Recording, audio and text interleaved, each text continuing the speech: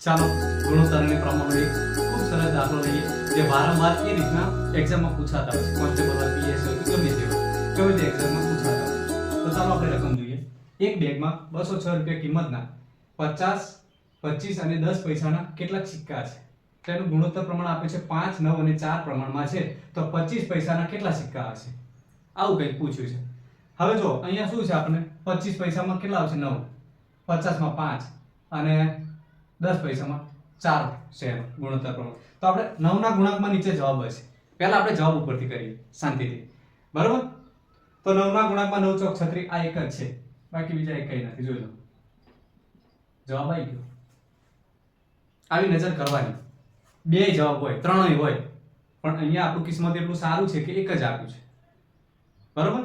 9 ચોક ને 36 થઈ ગયું. હવે આપણે પૂરો દાખલો કરવાનો છે. આ તો ખાલી મેં જવાબ ઉપરથી કીધું કે ચલો આમાંથી કયો 9 ના ગુણાંકમાં ભાગ છે, કારણ કે અહીંયા આપણે 25 પૈસાના સિક્કા કેટલા હશે? તો 25 પૈસાના 360 સિક્કા હશે, બરાબર? તો હવે આપણે જોવાનું છે આખો દાખલો.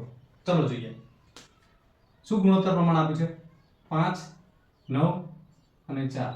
આપણે 25 પૈસાના એકના સિક્કા નહીં ગોતીએ, બધાય ગોતીશું. આનું શું કેટલા પૈસા? 50 પૈસા. આના 25 પૈસા, આના 10 પૈસા, બરોબર? આનો ગુણાકાર કરી નાખો, 250 થાય, બરાબર? અને 4 ને 1 નો એટલે 225. કેટલા થાય મિત્રો?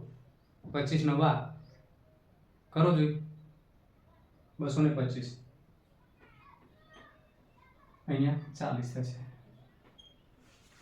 બરોબર? અહીંયા આપણે x લગાવવાનું ભૂલી ગયા, x લગાવી દેવાનું એટલે તમને x બહુ વાલો લાગશે. 250x અહીંયા ગુણાકાર કર્યો છો. જો ગુણોત્તર પ્રમાણ અહીંયા શું આપ્યું છે? આ પ્રમાણ આપ્યું છે ગુણોત્તર, એટલે અહીંયા ગુણી નાખવાનું. પાઈ 25 એટલે 250, 25 9 225, 10 ચોક 40, બરોબર? હવે આનો સરવાળો કરવાનો. સરવાળો કેમ કરવાનો? કે અહીંયા આ 206 રૂપિયા આપ્યા છે, હો, પૈસા નથી, આ ધ્યાન રાખજો. 206 રૂપિયા આપ્યા છે એટલે પાછા આપણે પૈસામાં કન્વર્ટ કરવા પડશે, કારણ કે આ પણ પૈસામાં જ છે. સમજો છો? આ રૂપિયામાં આપ્યું છે તો રૂપિયાને કન્વર્ટ કરો, નાનું કરો. હંમેશા નાનામાં કન્વર્ટ કરશો તો જ જવાબ આવશે. મોટામાં કન્વર્ટ કરવા જશો તો નહીં મેળ પડે, બરોબર? એટલે નાનામાં કન્વર્ટ કરવાના છે. પહેલા આનો સરવાળો કરી લઈએ આપણે. 5, 9, 10 ને 11 વધી 1 એટલે 515x થાય. 515x બરાબર કેટલા રૂપિયા છે? 206 રૂપિયા. પણ આપણે આને રૂપિયામાં નહીં, પૈસામાં ફેરવવાના છે. એટલે કે બીજા 100 પૈસા આવશે. 100 પૈસાના 2 મીંડા આપણે ડાયરેક્ટ પાછળ મૂકી દઈએ. થઈ ગયું? 20,600. હવે આને આપણે ભાગી નાખવાના છે. 515 ભાગો એટલે જવાબ આવી જશે.